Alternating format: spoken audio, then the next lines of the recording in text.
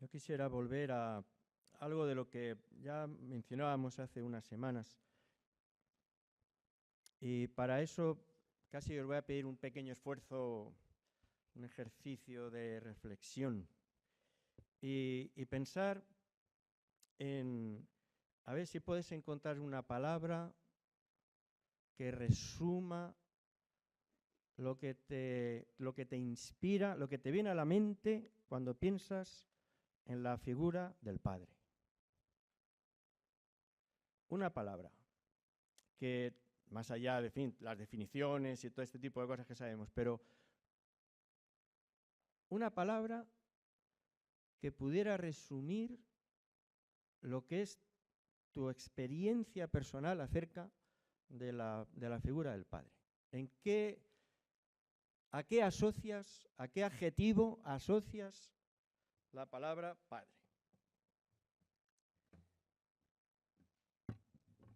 Porque de alguna manera, y en muy buena medida eso, pues va a condicionar también nuestro entendimiento de lo que significa Dios Padre. Y a eso me gustaría animaros esta mañana a considerar. Y en estos días buscaba en la Escritura elementos para poder hacer algo así como un retrato robot. Dibujar algo así como un perfil de lo que es un padre a la luz no de los comportamientos sociales, de la experiencia personal, sino a la luz de lo que la propia Escritura dice que es Dios como Padre. Porque no siempre coincide y en ocasiones está bien lejos lo uno de lo otro. Y cuando uno mira en la Escritura esos elementos que nos permiten ir dibujando ese perfil, ese retrato robot acerca del Padre Dios, uno se encuentra realmente sorprendido.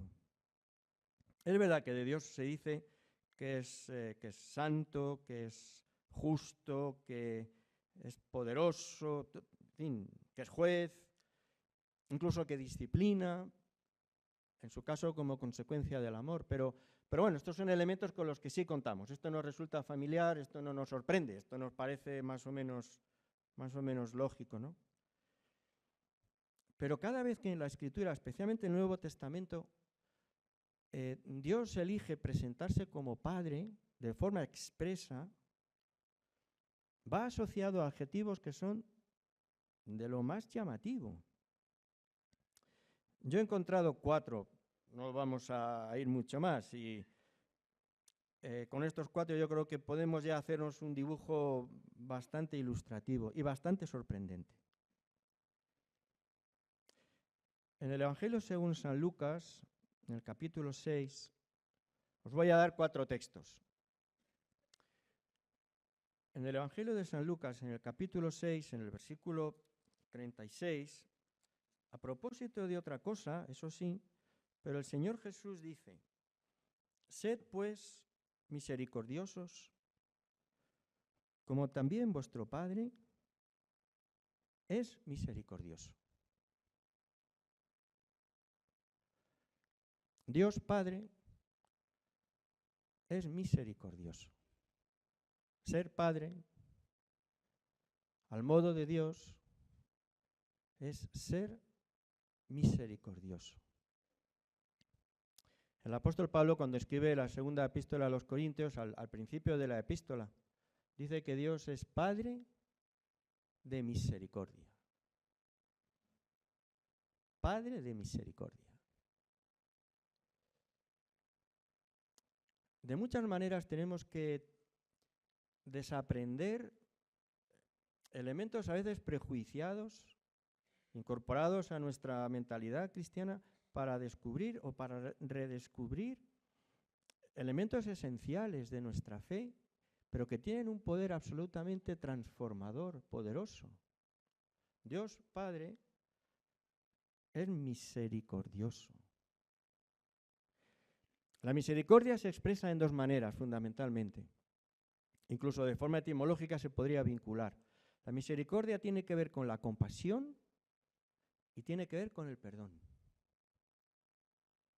Y la compasión, a su vez, ya lo sabéis, por la propia etimología de la palabra, ¿no? Del pathos griego, es el sentir con el otro, el identificarse con el otro.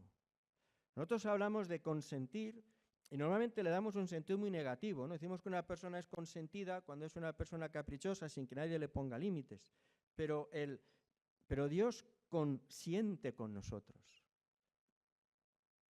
Lo que la propia palabra dice, es decir, siente con nosotros, siente lo que yo siento, sabe cómo me siento y se compadece. Como Padre, Dios es compasivo, sabe lo que siento y siente conmigo. No tenemos, dice el autor de la Epístola a los Hebreos, no tenemos un sumo sacerdote que no pueda compadecer nuestra condición, sino alguien que fue tentado en todo, es decir, y que se compadece de nosotros. Seguramente es una de las razones por las que, al menos, dicen los estudiosos, 1/3 de los salmos son salmos de queja y salmos de lamento, más que salmos de alabanza y de celebración o de declaraciones doctrinales o dogmáticas, de estas así bien pensantes y bien aparentes. Son expresiones de lamento y de queja, por lo menos 1/3 de los salmos, porque el salmista es consciente que Dios se compadece y que Dios consiente, y por tanto se sabe con total libertad de abrir su corazón delante de aquel que es su Padre, y que como es un Padre misericordioso y por tanto compasivo, nada tiene que esconder. Y uno descubre en los salmos cosas que seguramente si alguien aquí se levantara a orar de esa manera, tendríamos que llamarle la atención porque no es correcto. ¿Quién se atreve a levantarse aquí y decir, pues yo clamo a Dios y a mí Dios no me oye? Y cuando yo le vuelvo el rostro, Él me vuelve la espalda. Eso es lo que hace Dios conmigo. Por el amor del cielo. Pero eso dice el salmista, literalmente. Estoy confundido, tengo miedo, estoy asustado, no te encuentro. En el pasado hacías cosas, en el presente no te veo por ningún sitio. Todo eso son declaraciones que se repiten una vez en el libro de los Salmos, sin ningún reparo, simplemente porque el salmista lo que está mostrando es lo que está en su corazón, lo que está en su sentir, y sabe que su Padre consiente y entiende perfectamente. Y se puede mover con libertad plena delante de Él. No tiene nada que aparentar. Lo cantamos con frecuencia porque nos gusta esa canción. Pero no estoy tan seguro que nos sintamos con esa verdadera libertad de venir delante de Dios, derramar el corazón con cualquier cosa que en ella haya, en la firme convicción de que no somos juzgados ni condenados, sino consentidos, recibidos con el sentimiento que tenemos y que Dios puede entender y aceptar perfectamente. La misericordia está asociada a la compasión y al perdón. Y de nuevo, también la propia etimología de la palabra es tan rica, ¿no? Porque es perdón, es algo dado, pero dado del todo. El eso siempre es lo que implica es algo en gran medida, ¿no? En gran extensión, al máximo. Y Dios es un Dios perdonador, da por entero y da su perdón por entero y se da a Él. Cuando decimos que Dios es misericordioso, cuando decimos que no solo Dios, sino Dios Padre, es misericordioso, misericordioso.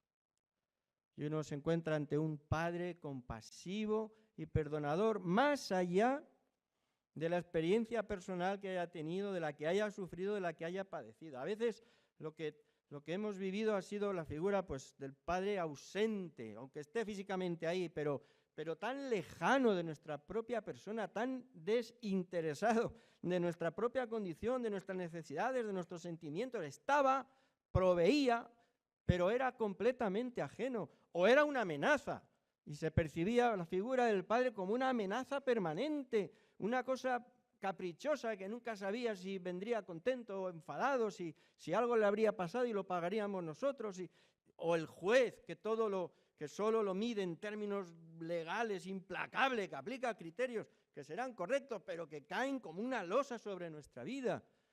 Y a veces incluso de la manera más coloquial. Yo en casa, o sea, con mi esposa no ha pasado, pero esa idea de la ternura asociada a la madre y el padre, el ogro que viene ahí, ya verás cuando venga tu padre. Entonces, pero bueno, ¿pero qué pasa? ¿Qué papel nos toca a nosotros? ¿Pero por qué nos ha de tocar esa función? Pero esa es la idea. Porque Dios no es así. No es ese juez, no es un ser caprichoso, no es un padre que... Es misericordioso. Y es dadivoso. Dadivoso. Es generoso. No escatima. ¿Recordáis?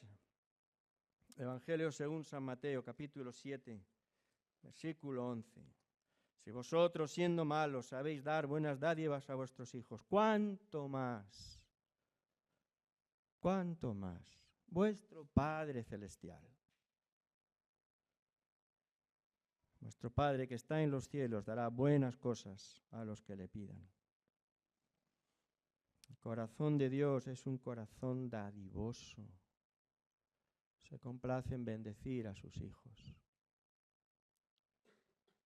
No atiende el capricho de sus hijos, pero no, ni es esa lámpara maravillosa que uno la frota y salen ahí como prodigios extraños, pero el corazón de Dios es dadivoso.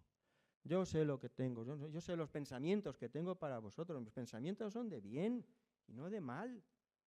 Dios quiere bendecir.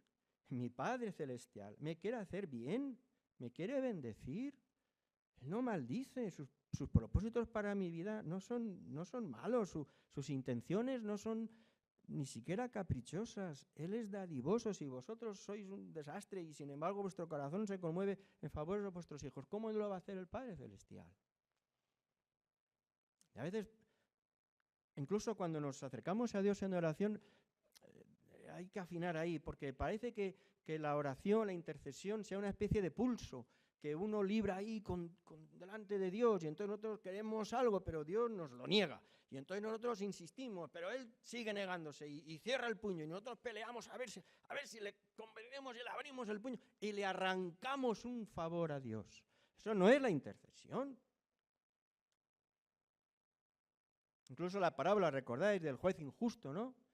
Que dice que el Señor la presentó para ilustrar la necesidad de orar siempre y no desmayar, pero no es en ese sentido, no es en la idea de que hay que darle ahí fuerte, porque es que Dios no quiere. Entonces, como no quiere, hay que pelearlo mucho, y si nos juntamos para orar como iglesia es porque si nos juntamos más, hacemos más, y al final le doblamos el brazo.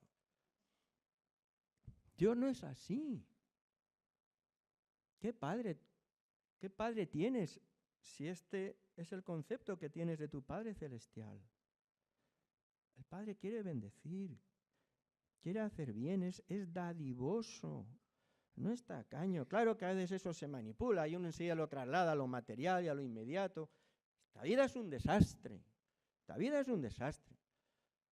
Y a veces es terrible. Lo hemos escuchado hace apenas unos minutos. Es terrible, todos tenemos experiencias así, hemos visto acerca, ¿no? Cosas. Decía Santa Teresa, y mira que era una mujer ahí activa y, en fin, dispuesta y jovial y todo eso, pero ella decía que la vida le pillaría un mal rato, porque hace un rato esto es de bajón. O sea, que la vida es una mala noche en una mala posada. Todo, menos mal que se acaba pronto, decía, ¿no? Era uno.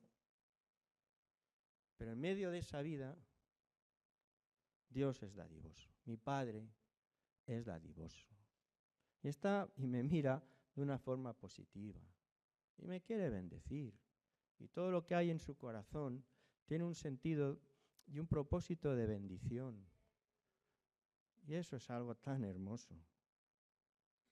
Y más aún, incluso sorprendente para nuestro trasfondo cultural, por más que lo leemos y, en fin, lo sabemos, pero esto nos cuesta mucho. Porque nuestro Padre Celestial es tierno,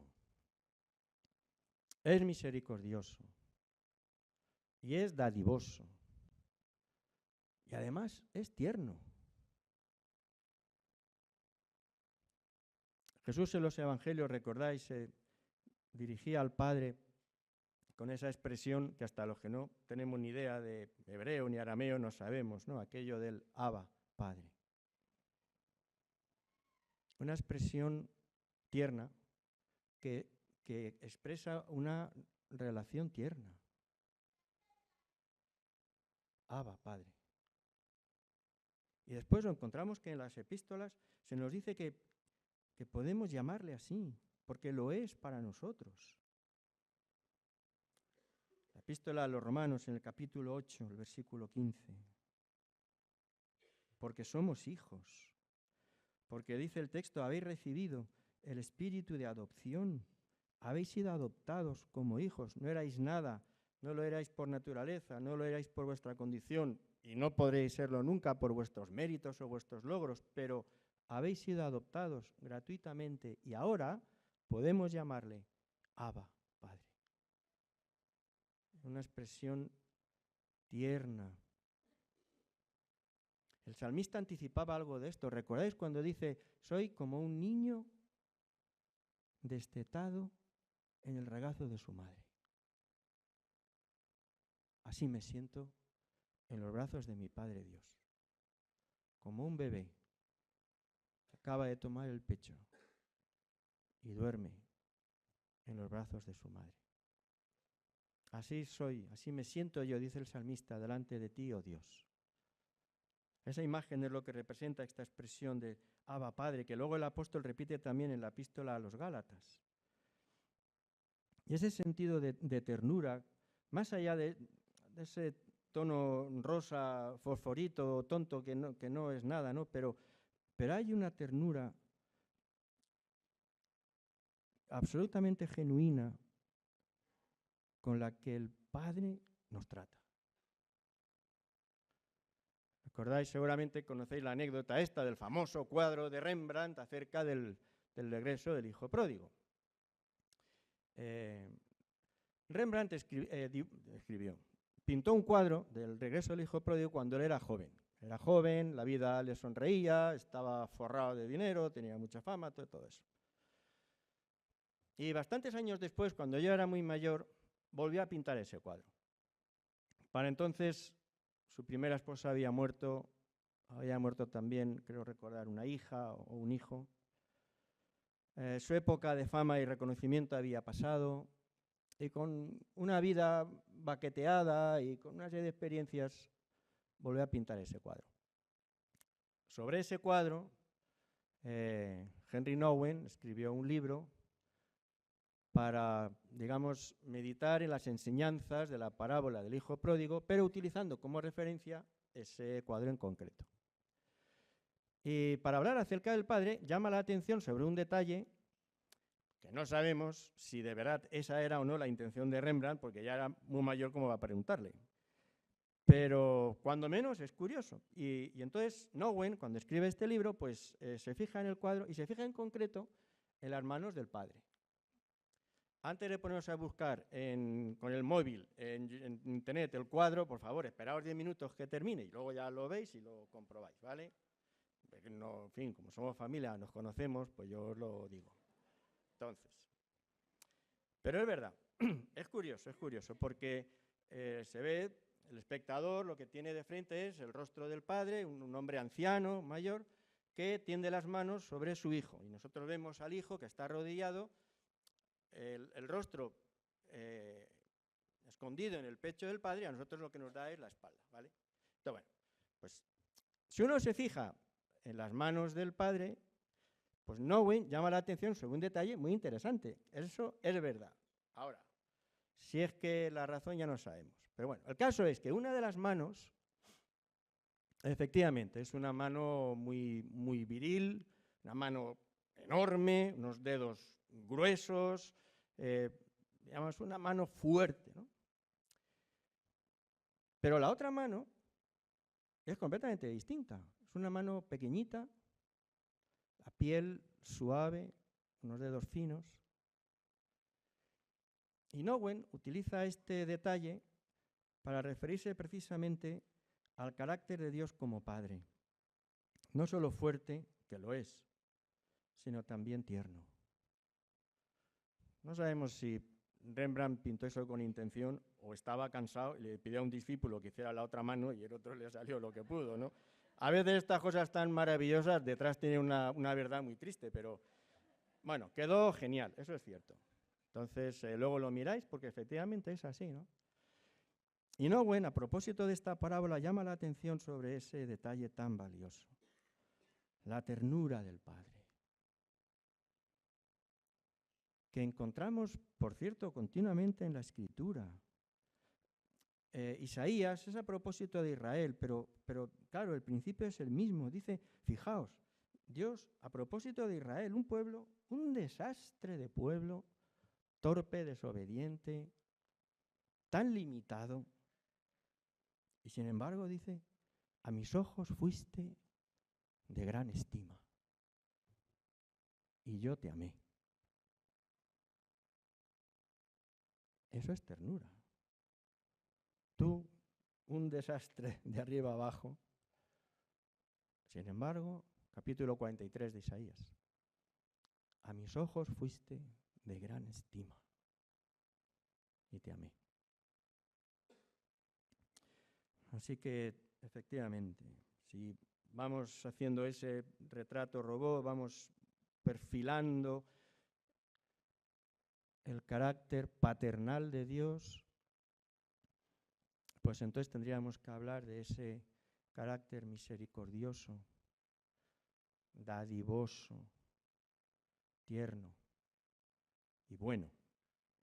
Quiero terminar con eso, que Dios es bueno. Eso dice el Salmo 100, ¿no? Que Dios es bueno.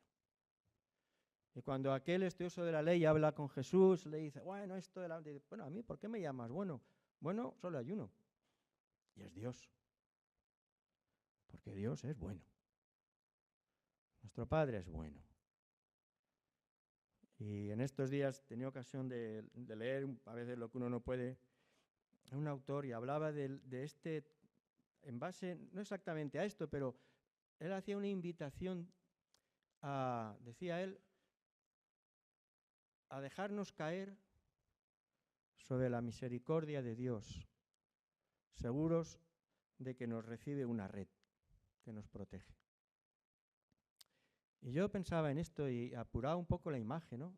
Efectivamente, la seguridad con la que podemos, eso que es tan difícil, ¿no? De dejarnos caer de espaldas con los ojos cerrados, en la firme seguridad de que somos recibidos por la red de nuestro Padre, misericordioso, dadivoso, tierno y bueno. El hijo pródigo no sabía que su padre era así. Pensaba en su conveniencia, tomó la parte de la herencia que le tocaba, marchó, y cuando regresó, ya sabéis, con un discurso elaborado acerca de, bueno, de, en fin, pues eso, de la justicia, ¿no? Pues lo justo es que me reciba como a un siervo, porque ¿a qué voy a apelar yo si no? Y para su asombro descubrió que ese padre era misericordioso, era dadivoso, era tierno y era bueno. El hermano mayor estaba todavía más ciego. Y recordáis la historia, cuando llega el pródigo y ve aquel despliegue de generosidad de parte del padre, dice, pues a mí no me quieres así. Eso es lo que viene a decir, ¿no? O sea, yo estoy aquí y en la vida he tenido no sé qué, ahora viene este. Tú a mí no me quieres así. Y entonces algo tan potente. Yo creo que para no pocos de nosotros que hemos nacido en un contexto cristiano donde no hemos tenido estas experiencias traumáticas o de conversiones espectaculares y todo eso, entonces uno ve al hijo pródigo y dice, claro, él, fíjate, él pues había sido tal, pero vuelve, entonces el padre... Pero a mí Dios no me ha tratado así. Y entonces el padre,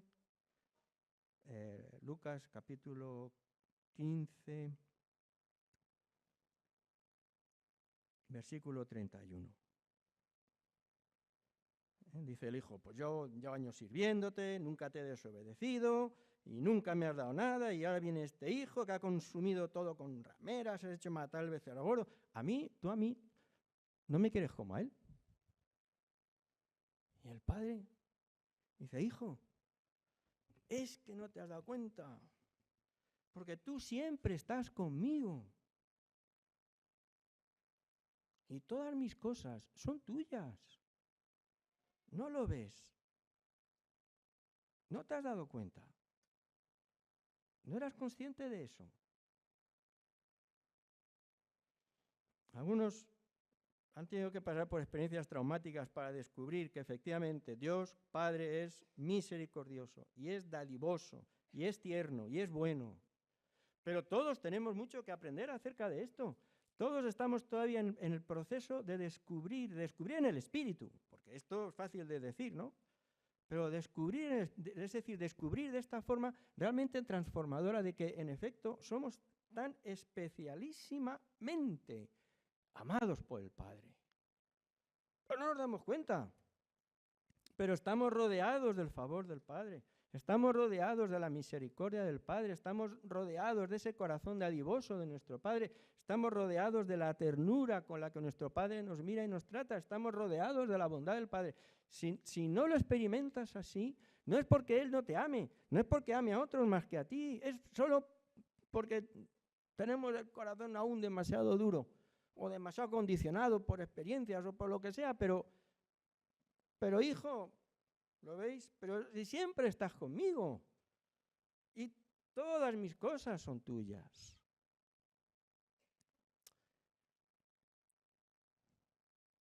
A veces necesitamos una conclusión, una aplicación para un mensaje, para una predicación.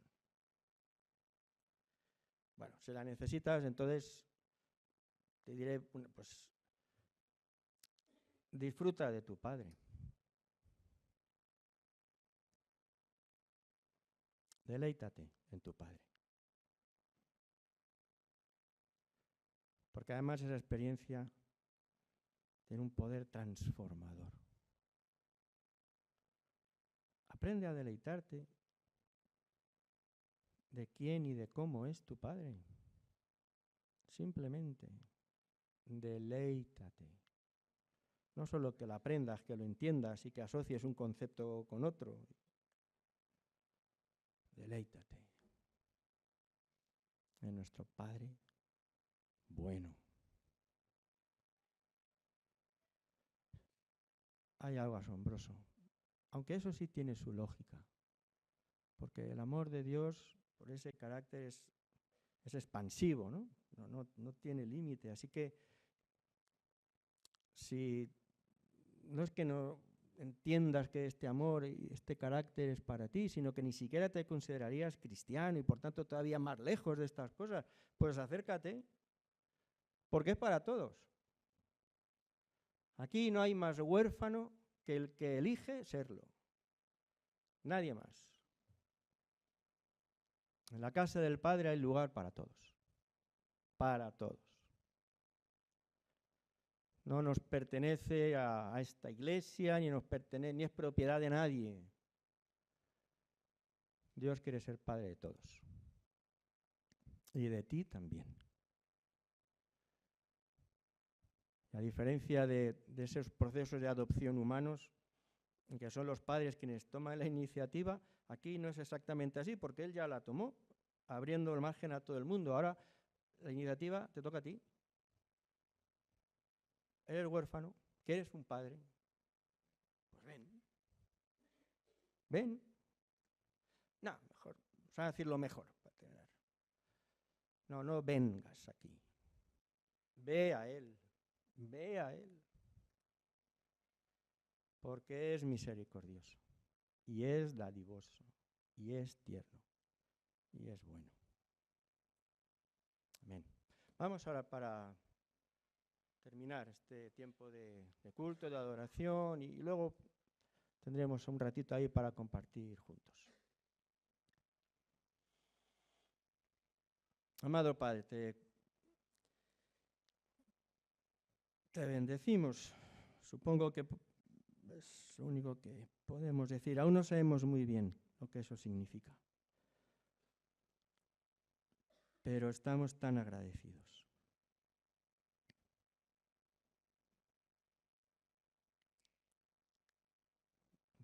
La vida pasa y nosotros con ella y con nosotros tantas situaciones, tantas circunstancias, tantas luchas, tantas decepciones, tantos enfados,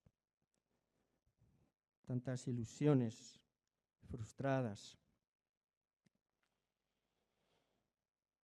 Pero no somos huérfanos. No estamos solos. Tú eres nuestro Padre. Abba, Padre.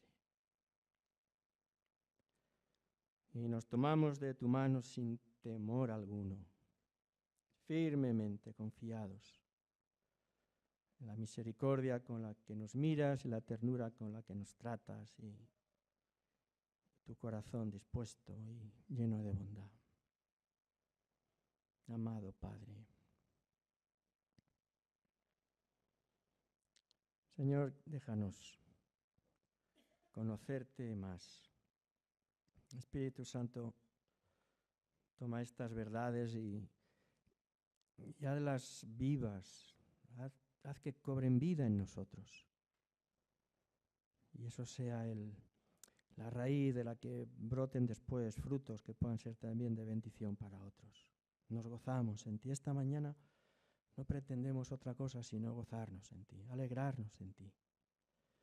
No prometemos nada, no decidimos nada, no emprendemos nada, simplemente queremos deleitarnos en la dicha de haber encontrado un Padre maravilloso que nos recibe y que sigue extendiendo sus brazos a todo aquel que quiera experimentar esta misma realidad y este mismo regalo. Recibe nuestra adoración. Te adoramos, Señor. Te adoramos. En el nombre de Jesús.